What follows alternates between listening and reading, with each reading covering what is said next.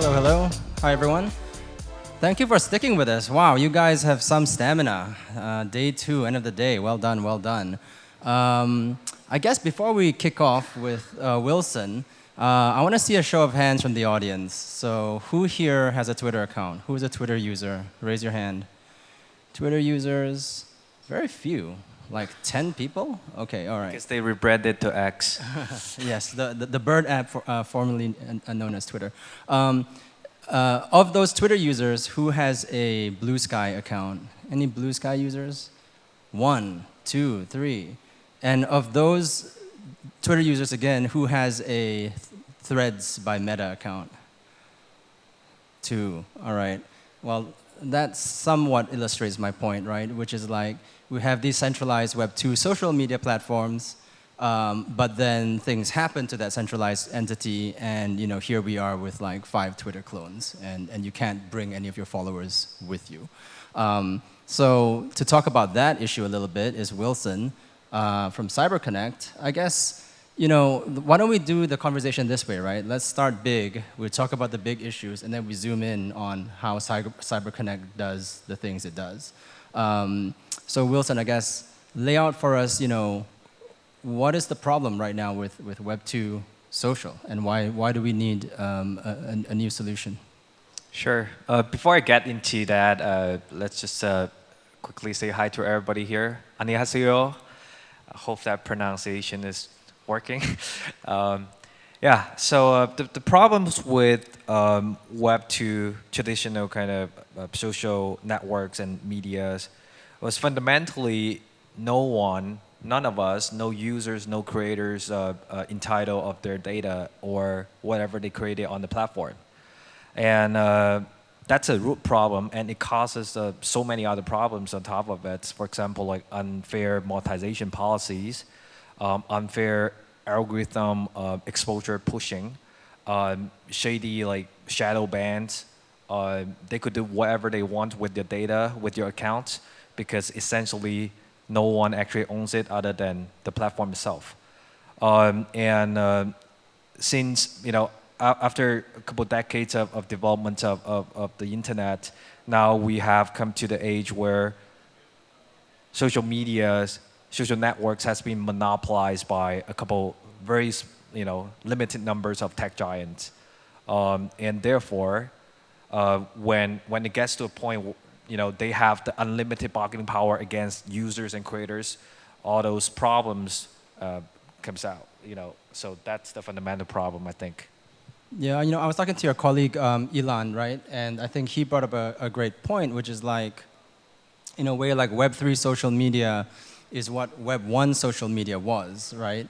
Which was, it was a lot more decentralized. It wasn't dominated by these kind of intermediary platforms. And it was based on a lot of open protocols, so you could port your data and have a lot more control as a user. I mean, what do you think of that framing? Like, is that sort of where we're headed with Web3 social? I think it's not only that. I do value the decentralization of content distribution, for example. But I think most importantly, it's a value. Like whether you actually own the piece of content and the monetization channel brings along with it, whether you own any valuable content and data, right? So comparing to Web 1, where we have like emails and blogging sites, value are still not being distributed to any of the users. And I think that still remains as a major issue with it. And Web 3, I think, with blockchain, with the CyberConnect that we're building, I think we're going to solve the problem. You're going to get your data back, and therefore you're going to get the value back. Yeah, well put. This whole question of value, I think, echoes a point made by one of the other speakers, Hilmar from CCP Games, right? They make EVE Online, which is, I think, the longest running, excuse me, MMORPG or open world game. It's like 20 years old, right?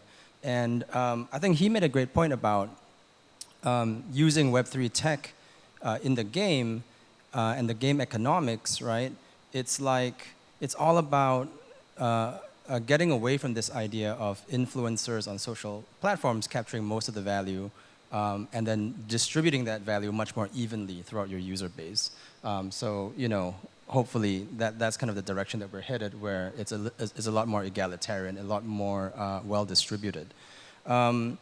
So Wilson, your experience, you were at BitTorrent before, which is, probably one of the most kind of emblematic distributed, decentralized platforms from earlier phases of the web. You were at DLive and Lino, all things to do with content and media and decentralization. I guess what drew you to some of these projects, and what did you learn there that you can now apply to the Web3 phase and to CyberConnect? Yeah, so we started our first Web3 native startup back in 2017 in Silicon Valley.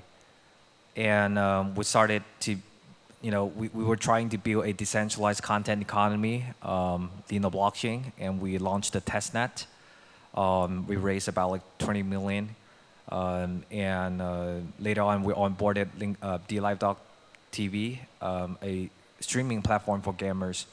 We had once, before we got acquired by BitTorrent, I think we have more than 15 million monthly active users, and including some of the very top streamers exclusively live streaming on the platform. So that was our first trial on leveraging the blockchain technology to build like decentralized social media platforms. So I'll say we learned a lot. We learned that how creators matters and how users would be able to actually engage with the platform that's ready for mass adoption. I don't think a lot of the the projects within the space right now is ready for that.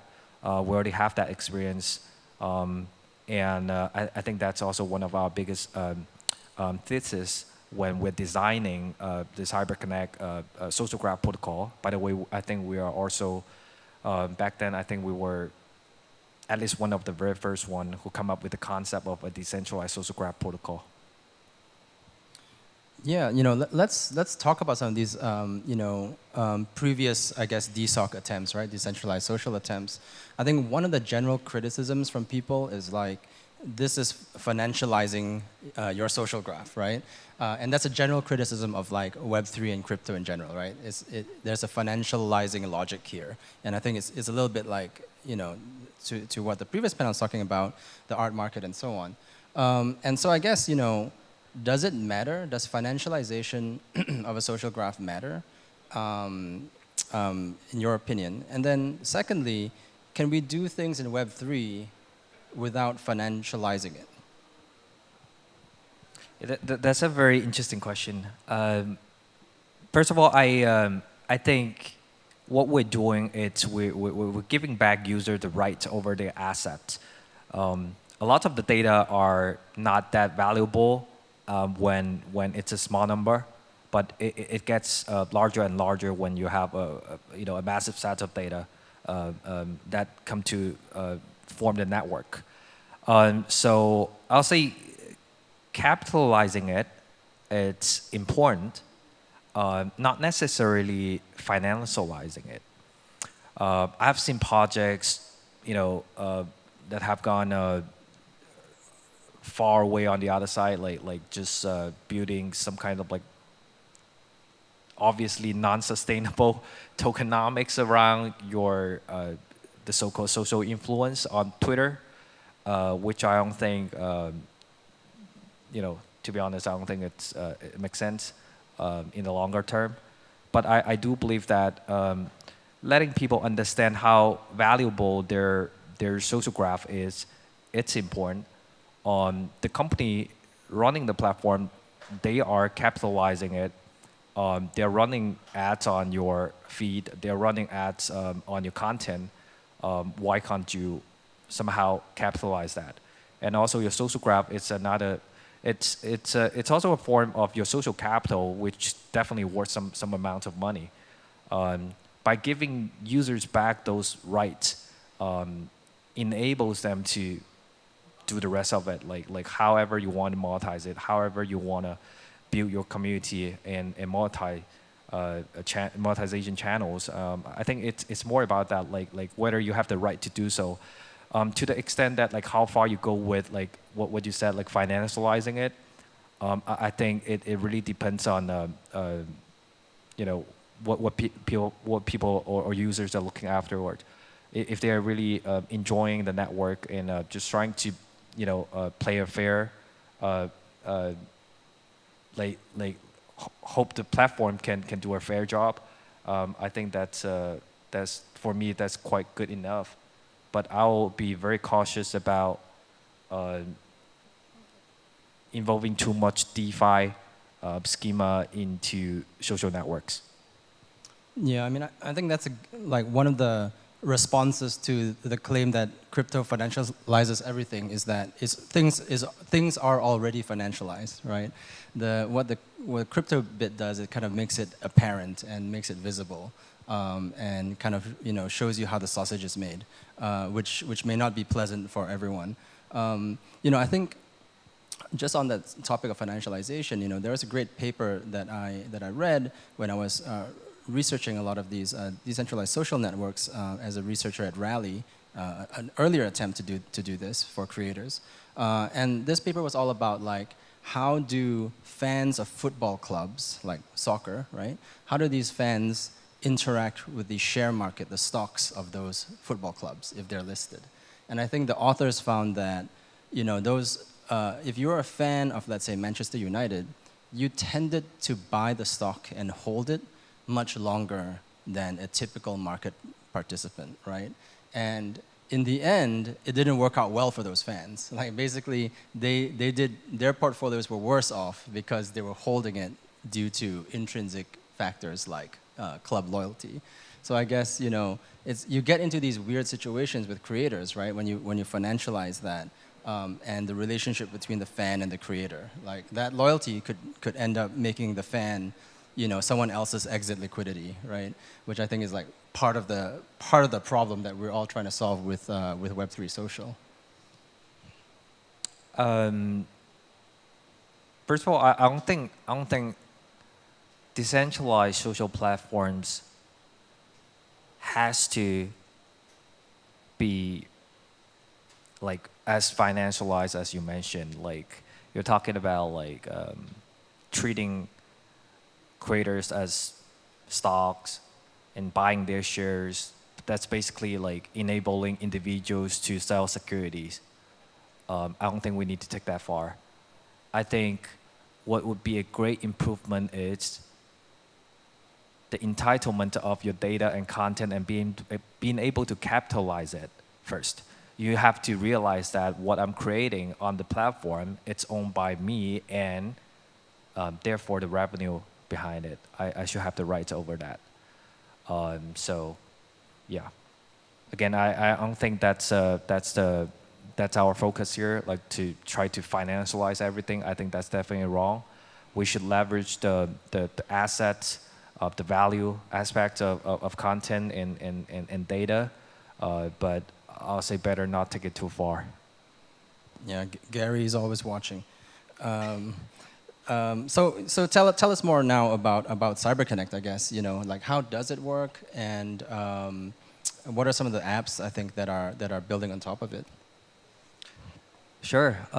So CyberConnect, we just it has been like 2.5 years since we first launched the first version, and now we are on like version 3.0. So we have this cyber account system alongside with the cyber graph and the cyber network.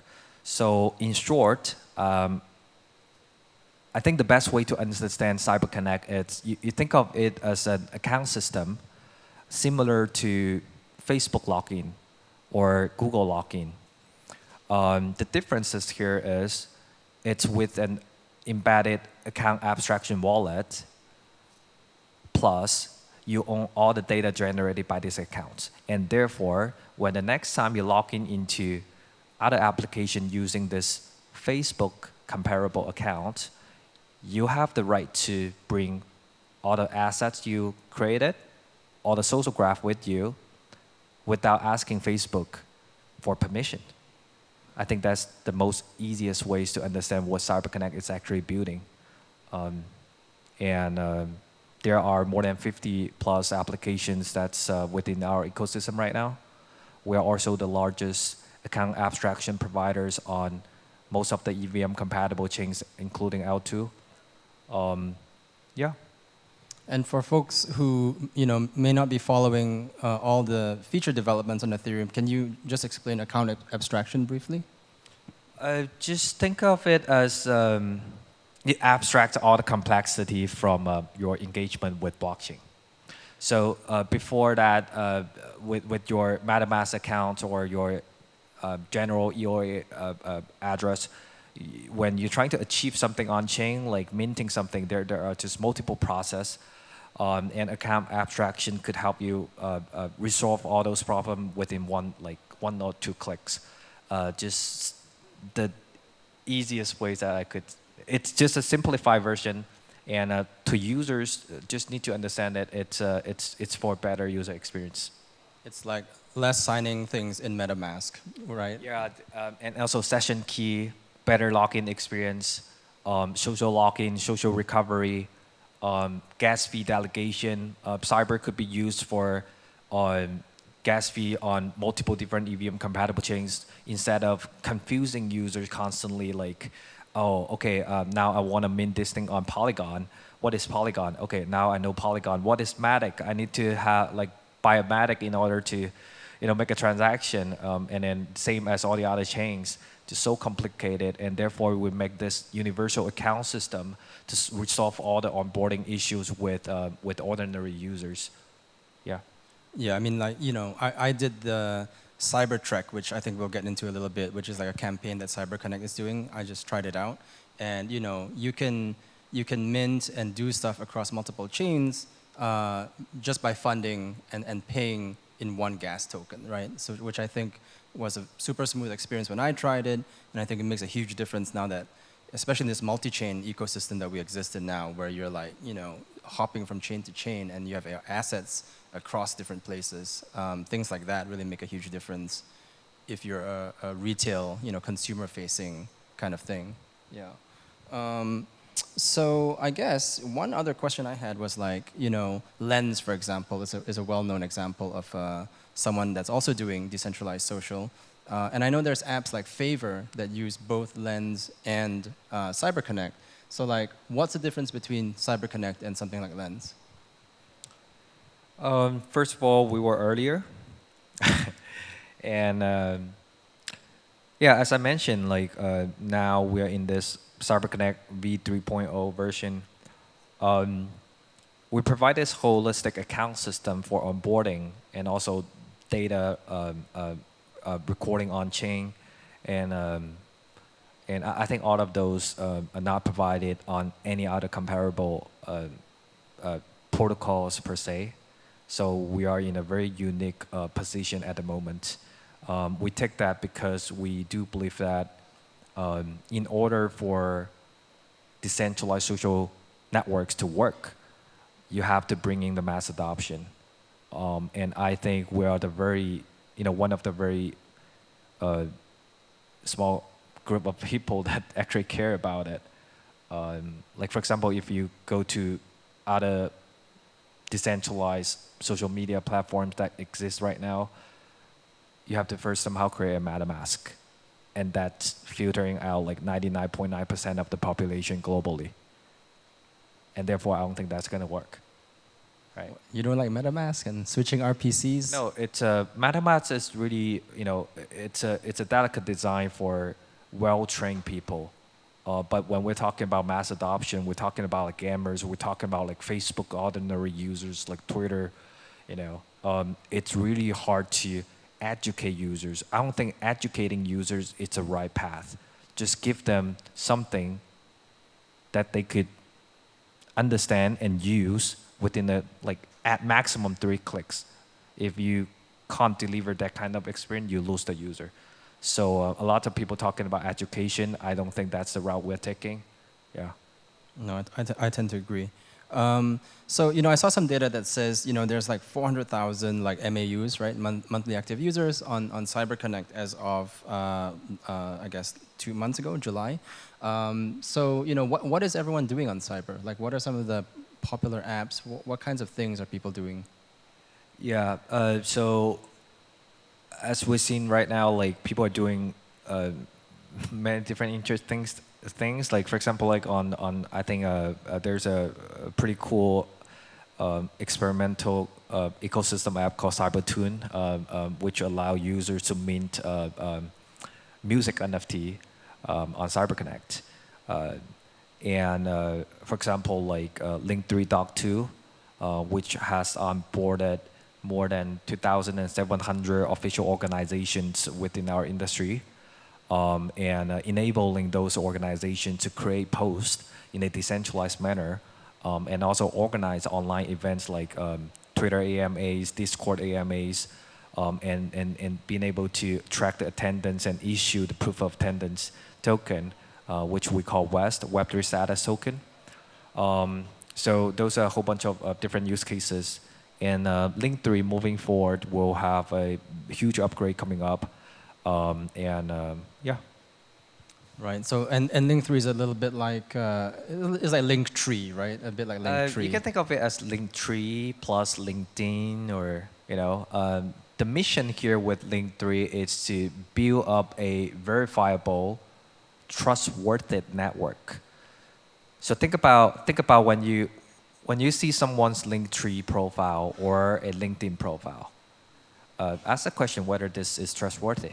Like, it's hard to get the answer. Even on Twitter, right? Like, you can, if you search on CyberConnect, there are multiple CyberConnect with different colors of checks. It's just confusing. It's not trustworthy at all. CZ from Binance once said on Twitter, there are more than like 10,000 people or even more on LinkedIn claiming they worked at Binance, which 99% of them are fake profiles. So I think Link3 is solving that problem by enabling users to establish online presence that's trackable and verifiable. And we have the best position in this industry to do so because we have been adopted by those like almost 3,000 verified orgs, including like well-respected organizations like Masari, projects like DYDX, projects like CoinMarketCap. Yeah. So you mean my request for that ICO listing on Binance was to a fake Binance employee? No wonder it never happened. We talked about user stats earlier, like 400K MAUs, right? Do you have any developer stats to share? Like, because various people are building on top of Cyber, right? Yeah. So far, we're pretty sure that there are more than 50 apps that's building within our ecosystem. And we're just about to kick off another series of ecosystem development, which will be announced in the coming months. So after the whole integration of CyberConnect v3 with Link3 plus Mochaverse and all the other crucial partners, when we feel like this account system, it works so much better than Facebook, it works so much better than WeChat login, it works so much better than MetaMask login, I think that would be the time for us to go all in and start expanding the ecosystem. Yeah. And also I'd like to add that I think the account system that we're building, like you mentioned MetaMask before, I think MetaMask is great, but what's the difference between login with CyberConnect, this account abstraction like smart contract wallet, versus login with MetaMask? I think, first of all, like there are two major differences. One, it's with account abstraction, the user onboarding experience and also the daily engagement experience, it's going to be so much easier. And second, the second aspect of it, it's we're creating a social network between those accounts. So you have a MetaMask account, I have a MetaMask account, we're not correlated at all. It's not a network.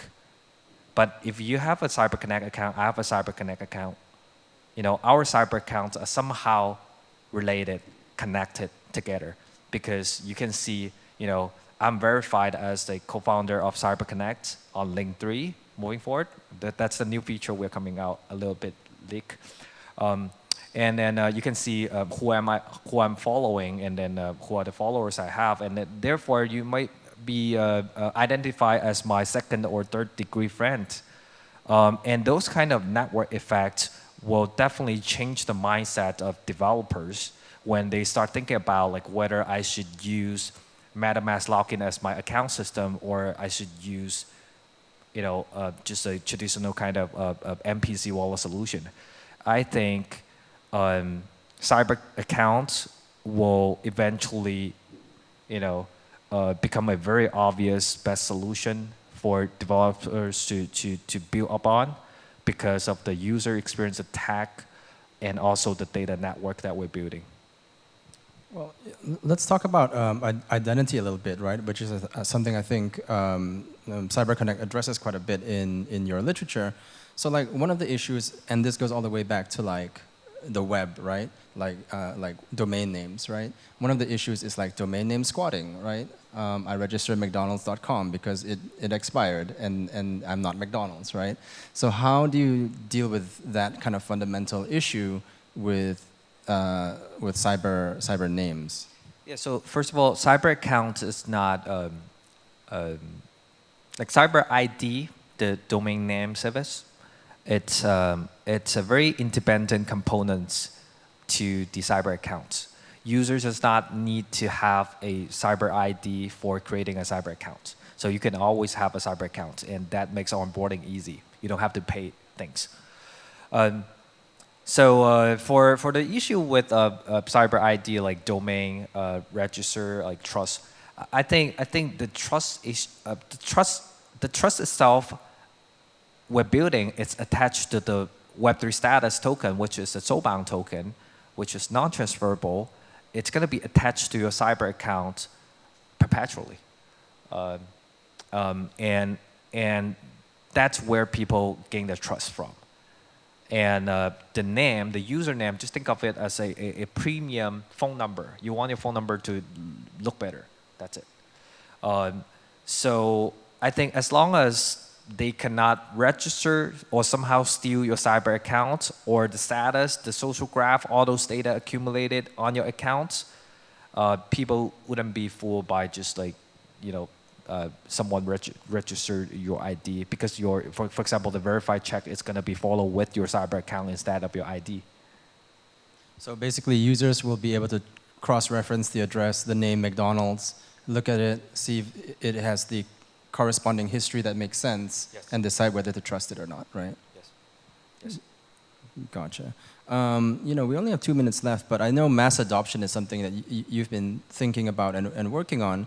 I guess, what's your framework for that? Like, do you think of it in terms of crypto native, non-crypto native people? Like, how do you sort of think about, marketing and getting the word out and getting users onboarded? I don't, in most cases, I don't actually discriminate people from crypto native or non-crypto native. I think we have that kind of mindset only because we haven't done a great job as builders in the industry. We haven't made products that's easily accessible for ordinary users. Like WeChat did a great job creating the WeChat wallet. And now, like Elon Musk is trying to do the same thing. So yeah, I don't look at things from that angle. But I'll say when we do like audience targeting, when we do go-to-market strategy, we'll probably still want to test out some models, some product features within a small group first. And that group, it's the so-called crypto native folks. And I just want to express my sincere, appreciation to all the supporters who are eager out there to try out our different features, which might fail. Some of them might succeed, some of them might fail. But it's important to have users try it out.